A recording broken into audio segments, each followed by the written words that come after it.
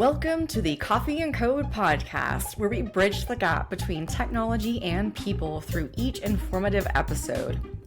I'm your host, Ashley Coffey, technologist, two-time TEDx speaker, and CEO of Coffey and Code. On this show, you'll hear exclusive interviews with experts, innovators, creatives, and business owners in the tech space and beyond. Whether you're a novice or a tech enthusiast, my goal is to excite, inform, and empower you to understand how the rapidly evolving world of technology impacts your daily life. Let's dive into today's episode. Hello, and welcome to another episode of Coffey and Code. I'm your host, Ashley Coffey, and I'm excited to be joined by a very special guest today, Amnoni Myers. Amnoni Myers is a serial entrepreneur, best-selling author, child welfare advocate, public speaker, and consultant.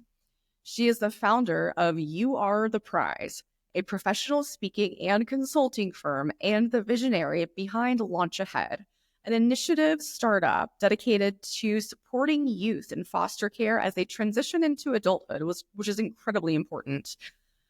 A Boston, Massachusetts native, Amnoni now resides in Tulsa, Oklahoma through the Tulsa Remote Program, relocating from California in 2021. She holds a master's in public administration from the National Urban Fellows Program in Manhattan, New York.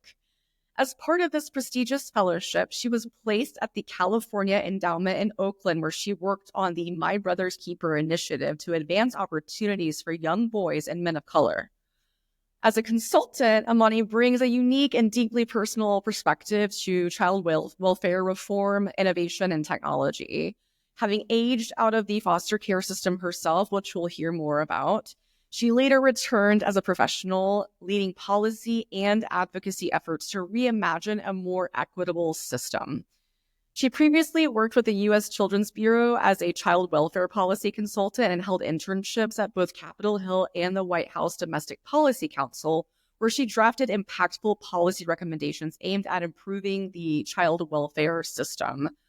Amnoni has an incredible background, and this is only a snapshot, a tip of the iceberg, so I encourage listeners to really listen, absorb, dive into what she has to say, read her book, subscribe to all the things. But without further ado, welcome, Amnoni.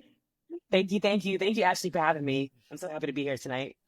And thank you for sharing your time. I know it's difficult being a business owner and spinning a lot of different plates, especially with what you do. So a little bit of context for our listeners. I myself am also in Oklahoma. I'm from Oklahoma City, and I'm very familiar with the Tulsa Remote Program. So we've got listeners across 21 countries across the globe. So if you're listening from across the pond, check out Oklahoma City and Tulsa so you get a feel for the distance between the two. But it's an incredible place for innovative startups and initiatives like what Amnoni is going to talk about. So you're going to make it to the South by Southwest conference that's happening in a couple of weeks, and congrats on making it to the pitch finals competition. Thank you so much. I really appreciate that. I'm super excited. Yeah, me too. I'm excited for you. So I'll pause there and tell us a little bit more about you, Amnoni, and how your life has informed the work that you're currently doing. Yeah, no, I really appreciate that. So I would say that, experiences are often your best teachers because those are the things that either fuel you forward or fuel you behind. And so turning 18 and coming home and finding my belongings in black trash bags waiting for me on the porch, that was my entrance into adulthood. And I remember that feeling of devastation when I came home to find all of my belongings because I wasn't ready to enter into adulthood in the way that we traditionally do as adults.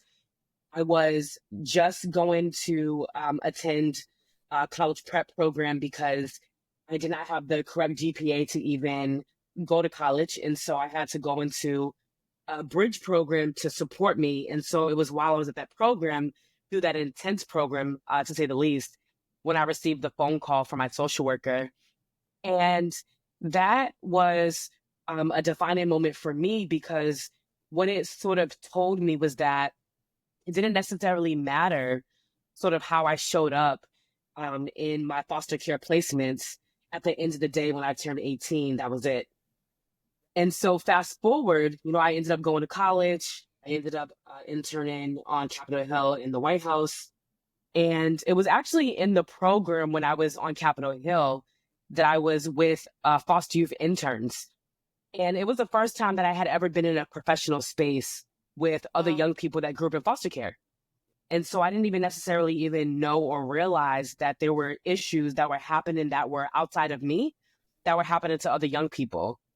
And so being able to hear other young people's stories about their own transitions out of the foster care system, how they managed and how they navigated. I learned that there was some that went through adoption. There was some that aged out. There was some that ended up, being able to stay in their foster homes. And so in that space, what it showed me was that, one, I wasn't alone. And two, there was something that I could also do about it.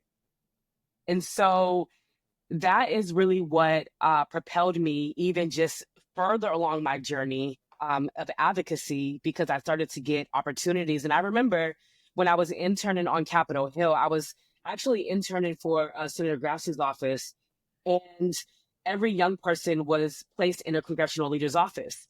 And so while I was in his office, he is the champion on child welfare issues. And I remember him learning about my story about aging out of the foster care system. And excuse me, because I know we say transition out versus aging out. And so he learned about my transition out experience and said he wanted to highlight my story on the U.S. Senate floor. Wow. And yes, and it was there that I realized that this was a major issue. It was a major challenge that not just I faced, but like I said, a lot of other young people faced. So fast forward, moving to Tulsa, Oklahoma, one of the things that I really like to do is get involved in the child welfare space. I like to learn about it. I like to just understand what the problems are. And I got connected to someone down here that was already doing work within child welfare, and picked up a contract. And one of the things that she was telling me about, one of the things I was trying to understand was what was the challenges that young people faced here in Oklahoma. And what I learned was that young people age out here at 18 as well, versus in other states, even in my state like Massachusetts, you have the opportunity to age out at 21. Wow, I didn't know that. So, yeah, so there's a bunch of states where they have extended foster care. And so here in Oklahoma, they don't have that. And so when I started to learn about the problems and the issues that young people are facing here, it got my wheels spinning. Now, at the same time, I just published my book, You Are the Prize, Seeing Yourself Beyond the Imperfections of Your Trauma. And in my memoir, I talk about my journey, but I also wanted to use my book as a place of inspiration and motivation for other young people. And being also in Tulsa, what I started to learn is that Tulsa is becoming a tech hub. And there's a lot of different initiatives, there's a lot of different programs that are happening. And so Act House, which is an accelerator program here for startup founders, and they ended up doing a hackathon, which is a 24-hour hackathon. And their mission is to really develop out strong entrepreneurs through a team-based model. And so I went, and I had never really had a sleepover when I was growing up. And so to know that this was like a 24-hour thing, I just looked at it as a big old sleepover. Oh, wow. And I remember I went and I saw other people sharing their ideas. I didn't have an idea at the time. And actually, I did have an idea, but I was too nervous to talk about it. I was too nervous to share about it. But when I saw other people going up and sharing, it gave me more confidence. But I didn't share this at this time, but the next hackathon, I said, I'm gonna have something. And so what I had was this idea of how do we actually digitize? How do we really prepare young people for transition, being able to utilize AI? How do we make the caseworker's job easier so that young people are not having to lie in wait on very simple things such as being able to acquire an ID? And so I just simply pitched my idea, and I ended up being able to find team members who came and supported me. And we built out the concept, and I pitched it, and I won first place. And I said, you know what? I said, I am going to continue to run with this concept and see what I can do with it. Wow, that is incredibly powerful, Amani, because I want to highlight it's coming from lived experience here. That is tremendous. And also, you're being such a model for, like you mentioned, youth that you can succeed, you can go to college, you can write a book, you can start an initiative. Thank you for putting in the work because I know it's not easy and we only see a small fraction of it.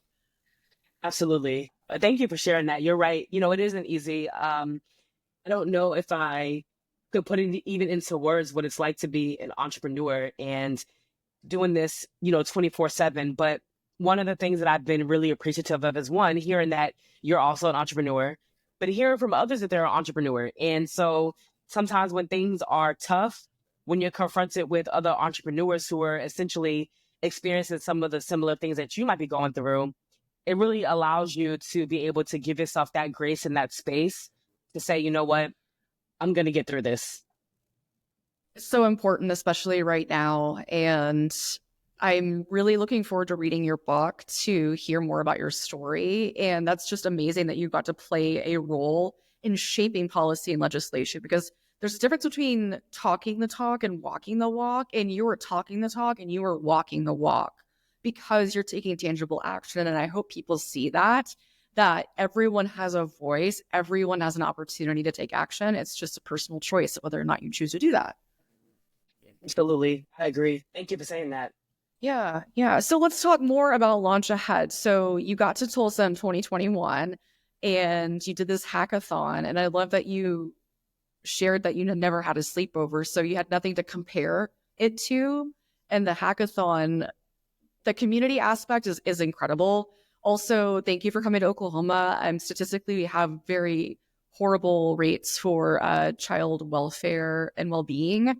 And we also have like one of the highest rates for domestic violence, women incarcerated as well. I believe the stats are 1 in 3 women will experience or have experienced domestic violence in their life. And I believe, a lot of people get lost in the gaps of support. And I believe that this organization, Launch Ahead, initiative is there to kind of bridge that gap and make sure people don't fall through the cracks.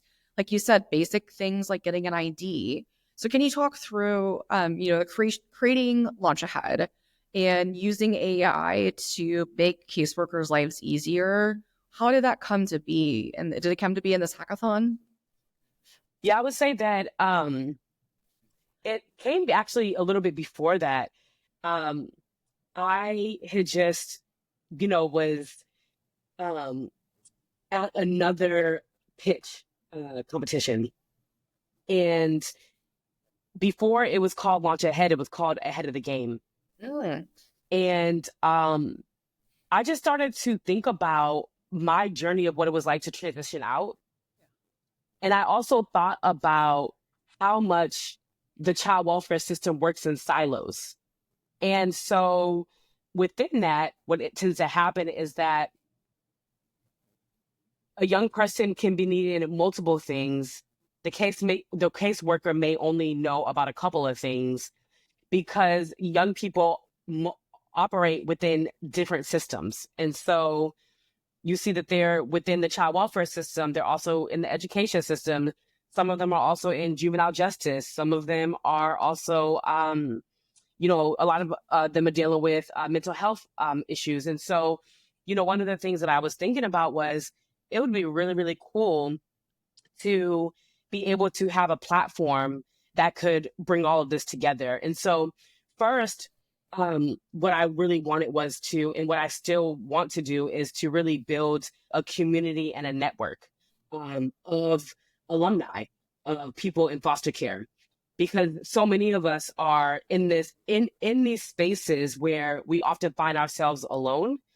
But there's so many of us out here that are also doing really, really well and really trying to find our space and trying to find our place. So there was that component.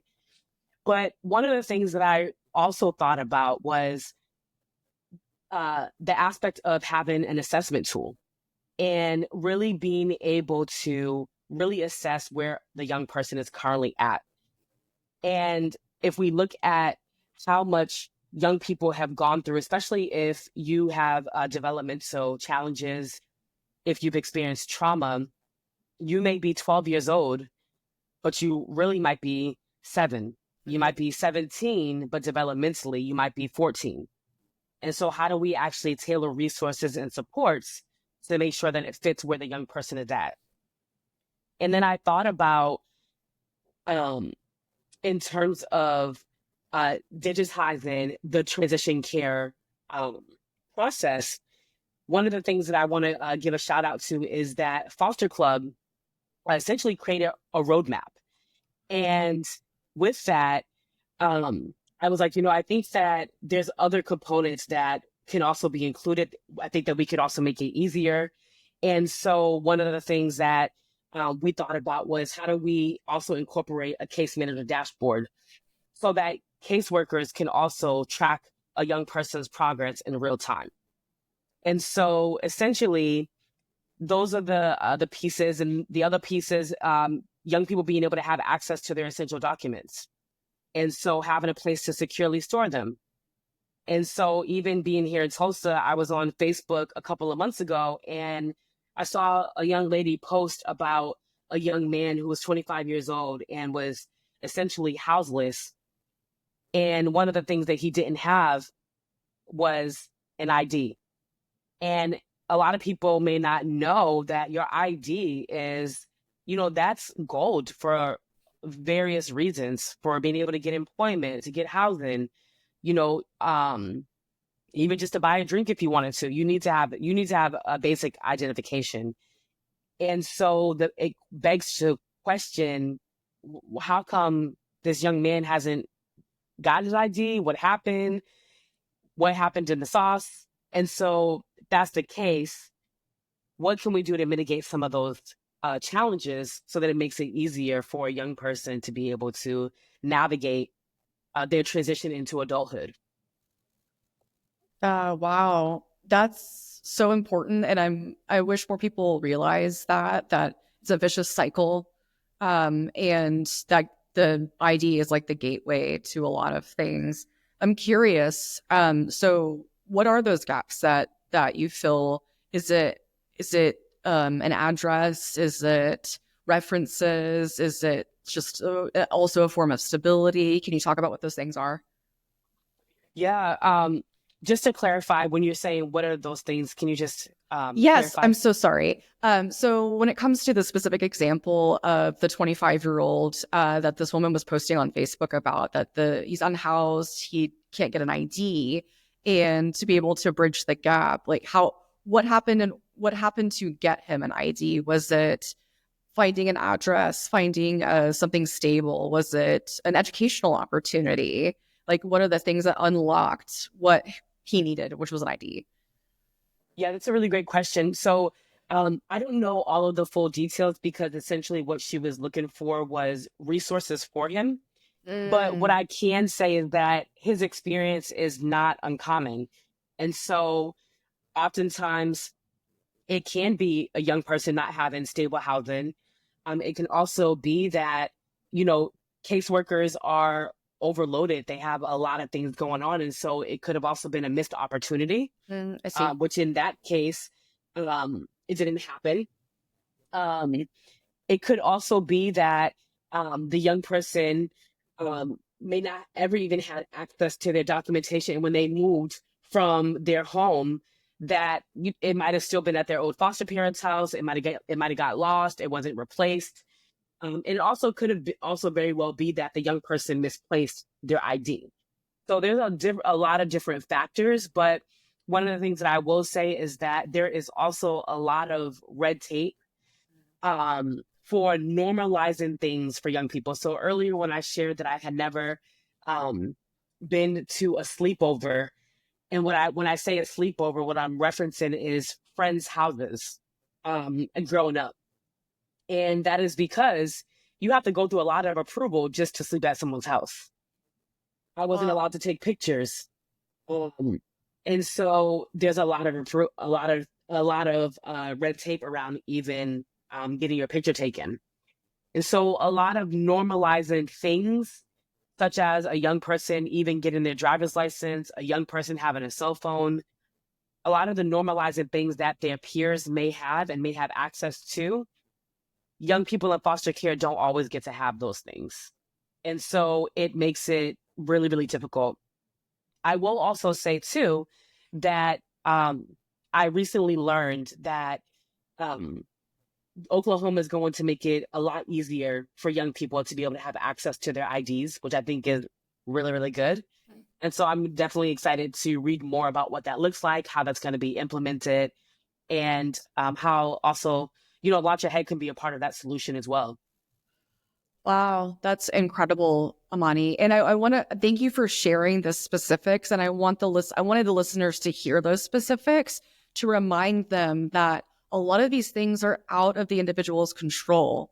Not all the time, and because sometimes there could be a stigmatization of foster care and whatnot. And a lot of times I think there's blame, unnecessary blame, right? So thank you for sharing Yes, some of the tertiary things that can happen that are completely outside of a child's control, young adult's control. absolutely. Yeah, no, thank you. And thank you for highlighting that too. Because I do think that that also goes into the idea that um, young people also don't know what they want or what they need. And if you've been in a system where you have not always been given a voice to, or even decision making opportunities, and then you say at 18, you just have to go out and do all of these things that you never had to do before, it can be really jarring and unsettling. And so I do think that there also has to be a mindset shift for people that have experienced trauma, young people that are in the foster care system, and those that are really just also trying to find their way. Say it again for the people in the back. Yes. We need more grace. We do 1000%. And I hope that happens, but I think the only way it can happen is through modeled behavior. And until we can get other people understanding that, we could do what we can within our, constraints. But this is just such an enlightening conversation for so many reasons. And foster care is so important. And I can't get out the visual out of my head of you mentioning at the very beginning of the call, coming home and seeing all your belongings in black garbage bags on the porch. Like, what a it's an intense shock. But to the point of what we were just talking about, on there are a lot of behaviors, like maladaptive behaviors, that come from trauma that go into adulthood.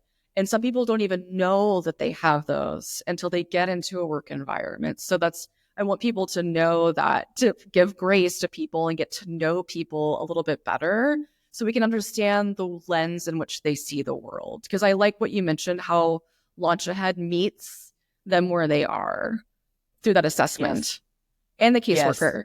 And that's the best we yes, can ask for, just having people meet us where we are. absolutely, for sure.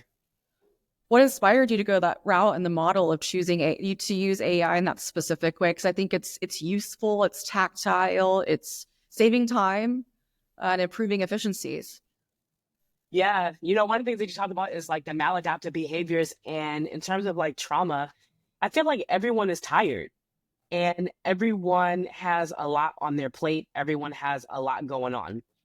And so why not be able to utilize technology to make the process easier?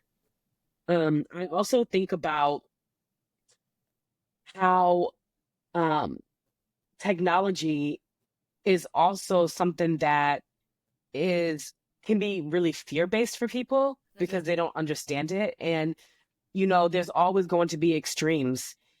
But at the same time, I find that there's more it's also more accessible for people. I'm someone that lives with ADHD, and I'm also someone that lives with an intellectual disability. And I know for me, growing up in special education classes, I had to always adapt around normalcy and what was happening versus the classroom adapting around me. And so when I think about young people in the foster care system, many of them have IEPs. And then when I think about caseworkers, a lot of them that are also coming into the space are also probably experienced trauma and experienced really hard things. And so if we're able to make a solution that is going to also benefit a caseworker, because I also believe in being able to also take care of the people who are also supporting you and helping you. And so in the workspace, sometimes when you live in a space where you are helping, sometimes that focus only becomes about the person that you're serving, but not often on the person that's also serving and helping. And when I thought about Launch Ahead specifically, I think about so many young people, again, are interacting with multiple different agencies and organizations. And God forbid, their social worker is not available and maybe even sick. Who can step in on that other person's team to see clearly what's happening? Because you have a platform, you don't have to necessarily wait. You can see it right in real time. And that can give you the opportunity to say, okay, I know that so-and-so's social worker is out for the day, but I see that they need this approved really quickly so that this young person can get their driver's license because they're trying to apply for this opportunity and they need that information. Let me just go ahead and do it versus having to wait. And so I think about just how we can make things more efficient, how we can make things more accessible, and how we can make things more better for everyone that's involved. Because when you have mutual effort and where people are mutually benefiting, they're more apt to being able to do it and to find passion in it. So that is the goal. Mm, that is a very noble goal, and I have no doubt that you'll be able to achieve it. And I'm curious, like, what is that pie in the sky vision, let's say 10 years from now? What does Launch Ahead look like to you? Yeah. Launch Ahead is more than an app, it's a platform. And I would really love to see Launch Ahead also expand into other markets and not just live in child welfare. But I really want to create this product with young people who grew up in foster care in mind so that we can also consider other people as well. I also would love to really have the app be led by other young people as well. I am aiming, and our goal is to also build this alongside other young people, that grew up in foster care. I would love to have this platform also be a place where not just alumni are being able to commune, but also young people in the foster care system gaining inspiration from the very people who came from the system. And I think that that's really, really important. I would also say that I really would love to um, see that state agencies purchase it, that it be implemented, that it be standardized, but also uniquely designed for other systems that are working in similar populations. And we're also just keeping our ideas open and fresh, because you also know that in business that there are times where you have to pivot. But I would really love, just at the core of it, to see that young people are being able to take transitional planning directly into their hands giving them choice, giving them agency, giving them empowerment, giving them hope, giving them passion to know that whatever that they want to do, that they have access and opportunity to do it. And one of the things that I think about is I had mentors during my senior year of high school who, and specifically my high school principal, and I will never forget when I was caught drawing graffiti on the wall and I ran off from the teacher who caught me drawing graffiti on the wall. And when they brought me to the principal's office and the principal said, Amnoni, what is it that you like to do besides drawing graffiti on the wall? And I said, I didn't know. But within the time that they spent with me, within like that 30 minutes to an hour, they not only learned that I was somebody that was in foster care, they learned that I was someone that was not prepared to even graduate high school because I had not passed the standardized test. I couldn't even apply to colleges at that time. And she learned that I also had an intellectual disability. So she quickly came up with a plan to understand what my skill sets were, which was, Amnoni, you're a great writer. So the teacher that caught you drawing graffiti on the wall, he offered to help me. He offered to help me with my college applications and sat down with me to do that. The high school principal put a plan in place, Dr. Ferreira, put a plan in place so that I could start studying for the MCAS and take the test. It was there that I ended up passing that test, being able to apply to colleges and then go off to college. And in the midst of all of that, she was helping to advocate for me. Wow. And so by them doing that is what allowed me to thrive and to be here. And so them saying to me, Amnoni, don't worry about it. We're going to make sure we hold your hand so that you can launch ahead is essentially what Launch Ahead is also going to do for every young person. Oh my gosh, Amnoni, that is so powerful. And on it, you just touched on a lot of things here, but you're providing the access there. And like that access is priceless. And that hope is priceless. And yes, it takes money to run a business, but the impact that you're having there is something that will continue to draw ripples, not just now, but into the future. And to me, that is a legacy. Like that is something that grows because it's so important. And at the end of the day, we just want to be heard, seen, and listened to. And absolutely, I love that. That's the ethos of Launch Ahead and what you've built here. And I'm sure like themes within your book as well. Yes, absolutely. For sure. Yeah. And yeah, I'm extremely grateful to be on this journey. It's something that I didn't envision for myself. And I think it also comes, well, I know that it comes full circle because my junior year of high school, the school turned into 4 smaller schools to help with the achievement gap, but to also focus on career readiness. And so, you know, there was a media and business school, there was a science and technology school, and then there was technology and health. And I initially chose the technology and health school because they were giving out free laptops. And at that time, you know, laptops were just entering into the school system.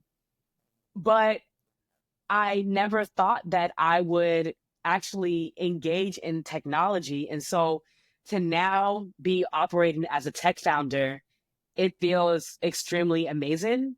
And there's also so much to still learn.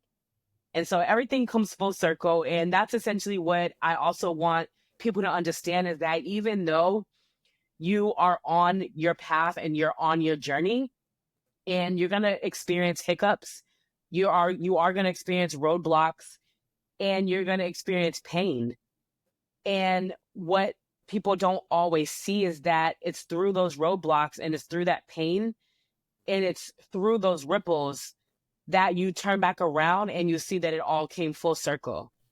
And so I'm just extremely grateful. I have not always been extremely grateful for my journey, but it's in these moments where I get to take the time to reflect on my journey that I'm extremely grateful that I made it and that I'm here. And also that every person in general deserves to thrive. Yeah, absolutely. And it's amazing that that educator saw an opportunity to help versus saying, okay, you get detention for a month, right? Like literally that pivotal moment changed your life and provided an opportunity for you to tap in and own your Yes. journey. And that is so powerful. And I wish all educators had that mindset. And you've come to the right place because Oklahoma is ranked 49th in education. And it's a beautiful thing to hear that, you know, these educators cared and paid attention and knew how to respond and how to make those tangibles. And it's the best place to be for that. I remember when I was in high school, the person that taught me Oklahoma history was a football coach. I didn't learn about the Tulsa Race Massacre until Wow. 2021, which is when HBO's Watchmen came out. I learned about Oklahoma history from an HBO series. So that tells you everything that you need to hear about Oklahoma education. But I say that to, one, share examples of real life scenarios and how it impacts individuals and sets them behind on not having access to information that is factual and historical. So thank you for sharing that example of you drawing graffiti on the wall and then your principal asking you, what do you like to do outside of this? And I think that's awesome. I think that is beautiful. Yeah, I agree. Thank you so much. And I think that, everything doesn't always have to be punishable. People deserve second chances. And one of the things that I am also grateful for is that even though I still had to clean up the walls, I still had to do community service, but it was all in love. And even after that, she provided me with a job to help me stay out of trouble. And so she provided a solution that allowed me to be able to not only just breathe, but to be able to thrive. And find fulfillment and just, you know, be a part of something. Yes. So this is a good segue, Amani. For our listeners, what advice would you give them to, one, make tangible action, but two, get involved in being able to follow what the next steps are for launch ahead? Yeah, no, thank you. I would say that tangible options is, well, one, I always believe that starting with yourself is being able to really ask yourself, what type of legacy do you want to leave? What type of things do you want to get involved with? What are things that you're passionate about? Um, and from there, go and find it. When it comes to the child welfare system, a lot of people will say when I talk about foster cares, oh, I can't adopt, I can't foster. That's okay. There are so many other things that you can do that is just as helpful. And it could be mentoring. It can be getting involved locally, volunteering, even at a school. One of the things that I also like to talk about is being able to give people breaks. And so, what people don't also recognize is that foster parents and caregivers that are taking care of young people, sometimes they need respite. And so, sometimes they're going on vacation, they may be going to a funeral, sometimes they may actually just need a break. And it's where you can come in and you can offer up, whether it's a few hours, whether it's a few days, whether it's a few weeks, to be able to, watch that young person or that family. So I would say being able to learn about that. Also, one of the things that was really important for me when I was, aging out was in college during the Christmas or holiday breaks. Um, After my sophomore year, I had to figure out where I was going to go and how I was going to spend my time. And so it was my resident director that opened up her home to me, and I got to stay with her and her family during the Christmas break because college campuses closed down. Uh-huh. And while they may leave the college campuses open for international students, young people in foster care are not often in that number. And so there are ways that you can also open up your home during the summer breaks, the winter breaks, college breaks, even for that. And then also just simply, even when you see someone and if you have the means to support them or to help them or even just to smile, you can start there. When it comes to launch ahead, being able to follow our journey, so many great things are occurring and would love for you all to join the momentum. I hope that many of you all are going to be at South by Southwest. So if you all are, feel free to come and find me, come and say hello. You can also go to www.launchahead.co and you can sign up for the newsletter as we are still in the MVP build of the app. And also, if I'm a solo founder, and so if there are areas and ways that you feel like you can help and support us, that would be also increasingly amazing. Awesome. I'm going to make sure to put all of that stuff into the show notes. That way our listeners can follow along, sign up, and also follow the social channels that you have. And thank you for the side note on how to tangibly help. And also I wanted to add to like opening up your home during winter breaks. That's also a huge cost savings too, because staying at campus during those breaks does cost money. And it is significantly more expensive than it should be, more times than not. So a simple act is like, hey, we got a guest room. You know what? Come hang with us for the week and learn crocheting. And you get to, have a peek into someone else's life. So I think that's a great list of ways to get involved. Thank you. Absolutely. No problem. I like to ask a random question towards the end. Is that okay if I ask you a random question? Absolutely. And I sent you a message in the chat too. Oh, thank you. Thank you. Thank you. And if you, yes, please do. Okay. Also, I have a GoFundMe up right now where I am looking for support to help me get to South by Southwest. So if you all would love to support in that way, that's a very tangible way of being able to help me and launch ahead. So thank you. Oh my gosh, absolutely. Yes. Thank you. You should have shared that at the beginning. I would happily promote it. But yes, I will share that as well and also promote it on social media. And hopefully we can get some listeners to donate, contribute, even, $5 here, $5 there. A little bit goes a long way. And just for people to know, the average cost of a hotel room in downtown Austin, which is where South by Southwest is located, is $7,000. Yes, it is so expensive. It's so expensive. So I want people to hear that and know, getting there takes work. It's not as easy as I'm just going to book a plane ticket or just drive down. It's a hustle and it's expensive. So I am excited to see you there, and I'll be rooting for you from the audience and look forward to seeing the journey that you have cultivated for yourself. It's inspiring to me. And I hope my question is, well, you have so much resilience and inspiration that you've told me, and it sounds like you've been that source of inspiration for others. But how do you hype yourself up? How do you find that inspiration? What do you look towards? Yeah, that's a really great question. So how I hype myself up is even this morning, I woke up and I was in the mirror and I told myself that I loved myself. I said, Amani, I love you. Amani, I'm very proud of you. Last night, before I went to bed, I said, Amani, I'm really proud of you. I just spoke affirmations over myself. Amani, you got this. Because there are times where imposter syndrome can come through, where doubt can come through, anxiety. I am feeling a lot of angst to have to deliver a 3-minute pitch.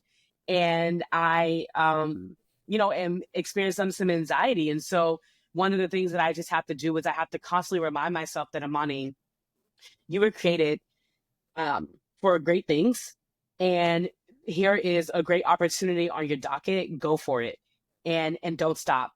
I also go to the gym, and that really helps me with my mood. I love being able to just also journal. So that's really, really helpful.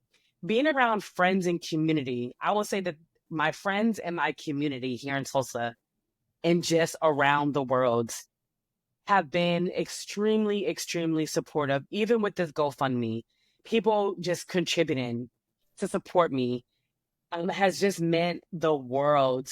And it helps me to know that I'm on the right path and that um, I'm worthy of being supported. And so I'm not always, I don't always feel hopeful. I also experience bouts of depression. And I would say that definitely Oklahoma has brought it out in terms of the weather, because coming Yeah. from California, it was sunny. So, navigating the seasonal depression is a thing, It's hard. but it is very hard. And the thing that I tell myself is, and at one point, I didn't think that I had a roadmap, but I'm able to look back on previous experiences where I didn't think I was going to make it out, and I did. And I propelled forward and I moved forward. And it's when that doubt creeps in is when I'm able to look back on those experiences and say, hey, Moni, remember you were there. You didn't think you wouldn't get out of it. You're here. And so how I treat my journey is that it's a moment by moment process, because things can always change. And so it's how do you navigate change? And I would say one of my superpowers of growing up in the foster care system is that you have the ability to adapt, and you have the ability to make something out of nothing. And so being able to rely on my community and my support system, as well as recognizing the resilience that I have within, is what keeps me going. I love that. Thank you for sharing. I think, man, affirmations are such a simple and yet powerful way to set the tone for your day. And even when I start doing it and I fall out of the practice and I'm like, wow, it feels weird. But then you get out of the weirdness and you're like, wow, that's actually powerful and it's helping. Those words matter. There's a scientific study of a researcher putting two different glasses of like Petri dish water in different rooms. And then one room, it was bright. They gave them affirmations. They played great music, good vibes all around, compliments, like, you're great, you're awesome. And then in the other room, they had heavy metal music. It was dark. They said negative things. And just generally bad chaos was happening in one room and good things were happening in another room. Well, they froze both of those things of water. And afterwards, under the microscope, you could literally see the difference between the water that was frozen from the good environment and the water that was frozen from the bad environment. The water that was good and frozen, it was geometric, symmetrical, clear, very just, I don't know, just it looks clear, it looks symmetrical, it looks aligned. The one that had bad negative stuff was cloudy. It had unsymmetrical lines, a lot of like broken cracks, then a lot of shapes that weren't fully formed. So like that right there just told me everything that I needed to know about the powers of affirmations. No, absolutely. Absolutely. You're absolutely right. And I also think that, especially during this time of what's happening, even in our country, really being able to surround yourself with community that's going to uplift you and uplift each other during these times is going to be really, really powerful. And we need that during these dark times, that's for sure. Absolutely. Well, Amnoni, this has been a great conversation, and I cannot thank you enough for taking time out of your day to share more about Launch Ahead, your GoFundMe, and how to connect with you. And I'll be sure to see you at South by Southwest. I'll share this online. The listeners, please go check out Amnoni and consider supporting her GoFundMe to get her to South by Southwest, because it's inflation season and life is expensive. Yes. It's expensive to live. It's expensive to die. Yes. Yes. And I also want to say, too, for the listeners that will be at South by Southwest, I also will be doing a book signing for my book. And it's going to be on Tuesday, March 11th from 4:30 to 4:55. And it's going to be in room 10C at the Austin Convention Center. And it's on level 3 of the ACC, and where the South by Southwest bookstore is located. Okay. So I would love to see you all. That is incredible. Get a photo op with you and, get a signed book.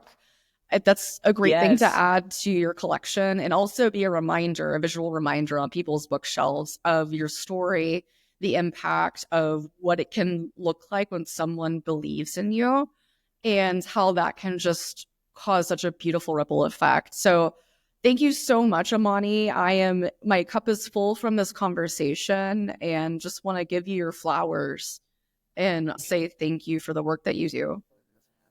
Thank you so much. I received the flowers. I'm having gotten flowers in a minute. So thank you very, very much.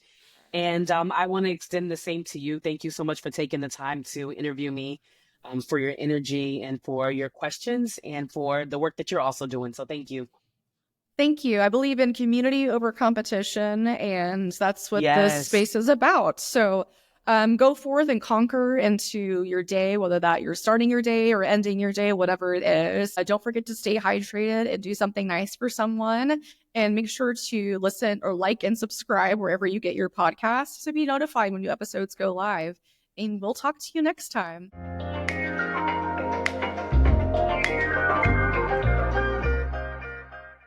Thank you for joining us on this episode of Coffee and Code. Your support means everything, so be sure to subscribe to the podcast so you never miss an episode. You can also follow us on Instagram, Facebook, LinkedIn, and YouTube for more insights, updates, and behind-the-scenes content. Stay curious, stay informed. Until next time, stay hydrated and do something nice for someone.